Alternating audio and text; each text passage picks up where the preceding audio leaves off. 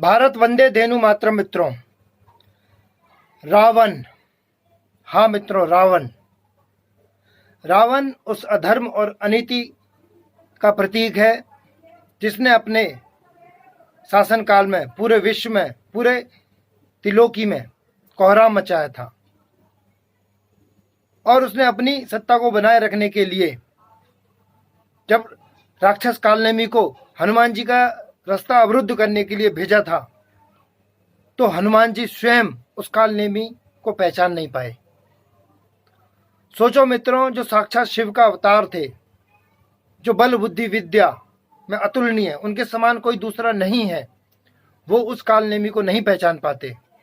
लेकिन उनका कहते हैं रास्ता एक पावन था, वो राम काज के लिए गए थे, तो देव योग से उन्हें कालनेमी की सत्यता पता लगती है और वो उसका तुरंत राम नाम सत्य कर देते हैं। इससे ये हमें शिक्षा मिलती है कि विश्वासघात की सजा मृत्युदंड से कम नहीं हो सकती, उसमें भी जब कोई साधु वेश रखकर विश्वासघात करे। ये मित्रों मैं आपको क्यों बता रहा हूं, ऐसा ही हमारे साथ पिछले कुछ वर्षों से होता हुआ आया है।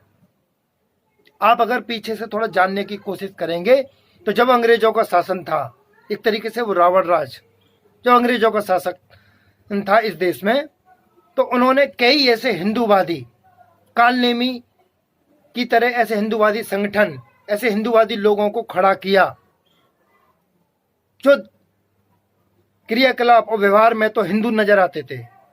मैं उनका नाम नहीं लूंगा, हो सकता है काफी लोगों को ठेस पहुंचे, लेकिन आप जब सच्चाई जानने की कोशिश करोगे तो आपको एक ही समझ में आएगी बात कि सनातन धर्म से अलग हटके जितने भी संगठन हैं वर्तमान समय में, चाहे वो उनका आकार साइज छोटा रह गया है या अभी भी जो कुछ बड़े रूप में हैं, वो सिर्फ सनातन धर्म को खत्म करने के लिए, इस भारत की संप्रभुता, एकता, अखंडता को खत्म करने के लिए ही उनकी उत्पत्ति की गई।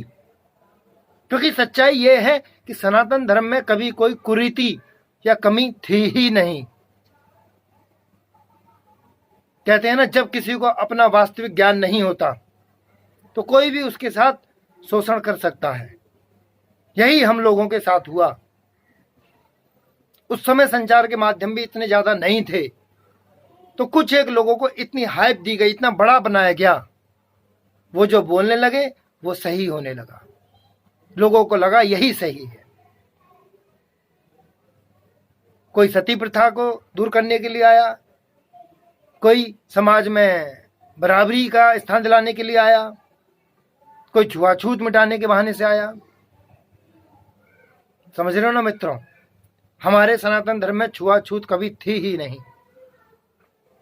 जितने भी समाज बने अलग अलग, जितनी भी संस्थाएं बनी, जितने भी संघ बने, ये सिर्फ हमारे देश के लिए घातक है, विष है विष। और अंग्रेजों ने इस तरीके से सबको एक एक करके सेट किया, और जो इनके खिलाफ जाता था वो उसको अपने रास्ते से हटा देते थे, और जो इनका साथ देते थे वो कहीं ना कहीं एक अच्छे मुकाम पर पहुंचते थे।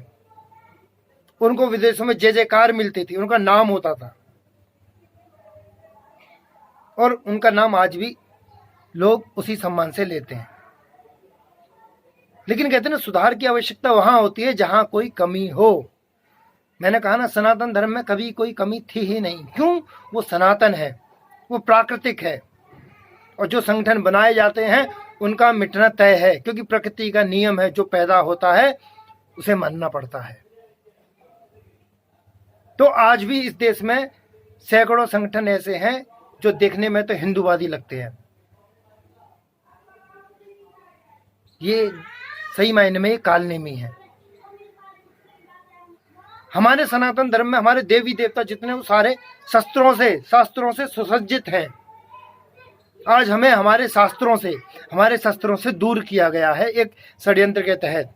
क्यों? अगर हमें इनकी जानकारी हो गई तो हम पुनः विश्व में राज कर सकते हैं, हम इस भारत को विश्व गुरु बना सकते हैं। अंग्रेजों द्वारा जानबूझकर हथियार विहीन समाज का एक्ट बनाया गया, कानून बनाया गया, जिससे सभी के हथियार शस्त्र छीन लिए गए। उसके बाद जब संघ के माध्यम से लोगों को अनावश्यक कार्यों में धकेला गया, जो उनकी क्रांतिकारी विचारधारा थी उसको धीरे धीरे खत्म किया गया। विदेशों में आज भी कई जगह 70% तक जनता के पास हथियार है, वो स्वेच्छा से कितने भी हथियार अपने पास रख सकते हैं, लेकिन हमारे भारत में नहीं। अगर आप रखते हो तो आप जुर्म करते हो, आप उनके लिए आप अपराधी हो और वो आपको सजा दे सकते हैं, दंड दे सकते हैं। सोचो अगर इस देश में सबके पास हथियार हो तो कभी कोई लड़ाई दंगा होगा? जिस तरीके से सेना में और पुलिस के पास सबके पास हथियार होता है, क्या वो आपस में लड़ाई करते हैं? तो सबके पास हथियार होना जरूरी है, क्योंकि कुछ सैनिक जो हमारे देश को बाहर से घेरे रहते हैं और कल को उन्हें कुछ हो जाता है तो अंदर जनता पर कब्जा करना बहुत आसान है। और पहले भी भारत इसलिए गुलाम हुआ, जब मुगलों ने शासन किया तब उनके पास तोपें थी, हमारे पास सिर्फ तलवार और बर्छी वगैरह इस तरह के हथियार थे। अंग्रेजों ने किया, उनके पास और भी आधुनिक तोपें थी, मुगलों से बेहतर तोपें थी, जिसकी वजह से वो राज कर पाए। वो आज भी विदेशों में जो विकसित देश हैं उनके पास ऐसे ऐसे हथियार हैं, बड़े हथियार भी हैं जिन्हें बड़े युद्ध में इस्तेमाल किया जाता है, लेकिन जनरल कॉमन पीपल उनके पास भी हथियार हैं जो वो आत्मरक्षा के लिए अपने पास रखते हैं। लेकिन हम भारत में हथियार वही रख पाता है जो स्टेटस दिखाना चाहता हो, स्टेटस सिंबल का प्रतीक है, जिसके बड़े नेताओं से, बड़े लोगों से संपर्क है, वही लाइसेंस लेकर उन हथियारों को रख सकता है। तो मित्रों, पूरे देश में वेपनाइजेशन फॉर कॉमन मैन, इसकी एक मुहिम चलाएं और इसकी मांग करें, क्योंकि जब तक देशवासियों के पास हथियार नहीं होंगे, शस्त्र नहीं होंगे, तब तक तुम्हारी कोई सुनेगा नहीं। समर्थ को नहीं दोष गुसाई, कमजोर को तो कोई भी गुलाम बना सकता है। इसीलिए अपने राष्ट्र को मजबूत बनाने के लिए सबसे पहले अपने को मजबूत बनाओ। आप मजबूत बनोगे, राष्ट्र मजबूत बनेगा। और जितने भी ये कालनेमी रूपी जो संगठन हैं, इनका नाश करो। ये जब ही हो सकता है जब आप स्वयं शक्तिशाली होगे, वरना क्या कारण है सालों साल बीत जाने के बाद भारत आज भी भारत बनने के लिए तड़प रहा है। ये इंडिया की ओर निरंतर अग्रसर है।